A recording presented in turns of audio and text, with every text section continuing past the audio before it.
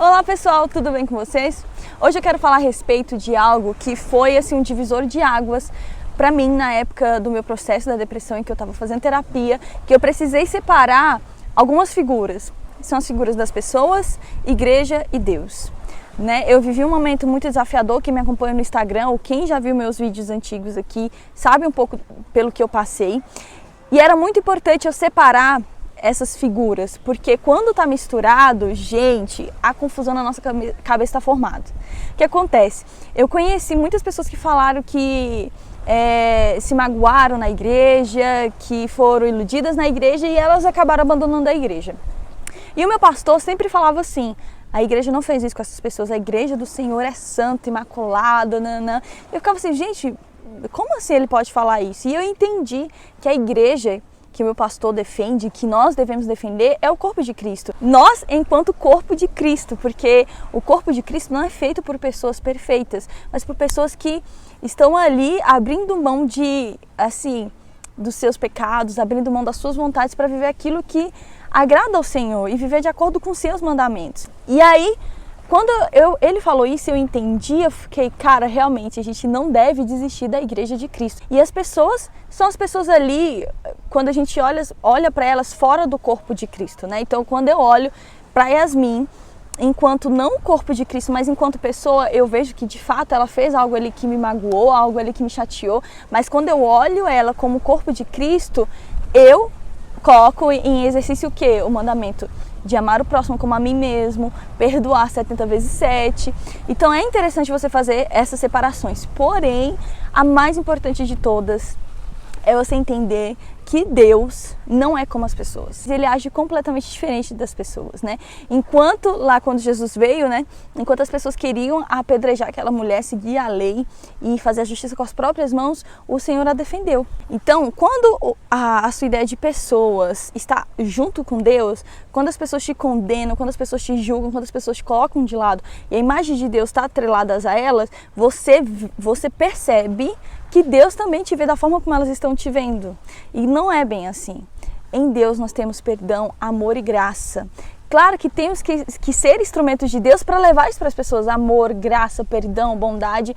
Mas a vida não é 100% perfeita. Às vezes a gente não vai ser essa referência para o outro, né? Mas quando você separa, você tem um olhar para Deus do tipo assim: Senhor, me molda, me faz de novo. Eu tô aqui, Senhor, me perdoa, me faz de novo. Enquanto você olha para as pessoas, você realmente quer se afastar, porque ali é o seu, como é que eu posso dizer, é o seu contato de dor, o contato estressante ali com as pessoas, então você quer se afastar. Só que quando Deus está atrelado com essa imagem das pessoas, você se afasta tanto das pessoas quanto de Deus. E entra também outra coisa, assim, que muitos me perguntaram: por que você não saiu dessa igreja, por que você não vai para outra? E assim, gente, a igreja a igreja que eu falo agora, prédio, né? Que eu tenho congregado, que é a minha família hoje, eu tenho aprendido muito com ele, sabe? Muito. E hoje eu enxergo a igreja, o corpo de Cristo como família, independente da placa. E pelo fato de sermos família, ficar mudando de prédio em prédio, né? Vamos falar da igreja instituição, não vai resolver o problema, porque somos pessoas. Todos nós temos defeitos, uns diferentes dos outros. Então eu saí desse ministério que eu estou hoje para ir em outro, para resolver esse problema, vou resolver esse problema, vou criar outro problema aqui. Tá? E se você encontrar uma igreja perfeita, você não apareça lá, porque eu acho que tu vai estragar, tá? Porque tu não é perfeito.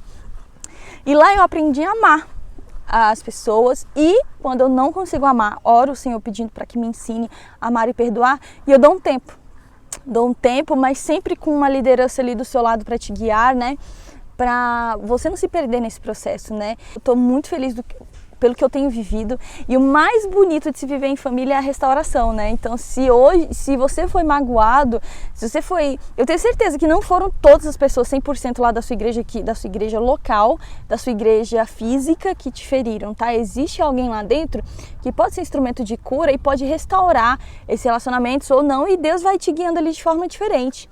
Então, no meu processo foi importante separar essas figuras, igreja de Cristo, pessoas e Deus, para que fosse saudável a minha relação com Deus, e o meu processo de restauração, o meu processo de cura, né, foi importante. Então hoje eu quero te encorajar a também fazer a separação dessas figuras, mas ter um olhar de compaixão, de bondade para essas pessoas, né? Se as pessoas te feriram, te trataram mal, te julgaram, aí você fica assim, ai, olha essas pessoas, não presta, essas pessoas não sei o quê, você tá agindo como elas, então você tem que ser luz, você tem que ser diferente. E ser luz no mundo onde as pessoas ainda não conhecem Cristo, mas muitas vezes você vai precisar ser luz dentro do prédio da igreja.